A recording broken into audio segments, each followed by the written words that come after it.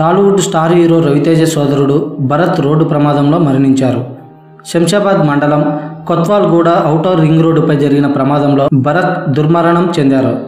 వేగంగా ప్రయాణిస్తున్న ఆయన కారు ఆగి ఉన్న లారీని ఢీకొనడంతో తీవ్రంగా గాయపడిన భరత్ అక్కడే మృతి చెందారు. శంషాబాద్లోని నోవేటల్ నుంచి సిటీకి వస్తుండగా ఈ ప్రమాదం చోటు చేసుకుంది. అతి వేగమే ప్రమాదానికి కారణంగా పోలీసు వర్గాలు భావిస్తున్నాయి. అంతేకాదు మద్యం సేవించి డ్రైవింగ్ చేసినట్లు పోలీసులు అనుమానం వ్యక్తం చేస్తున్నారు.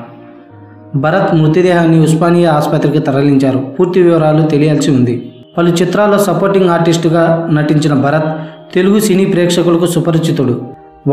అతడే ఒక సైన్యం, పెదబాబు, దోచేయ్ లాంటి చిత్రాల్లో కీలక పాత్రల్లో కనిపించాడు. గతంలో పలు వివాదాల్లోనూ భరత్ పేరు ప్రముఖంగా వినిపించింది.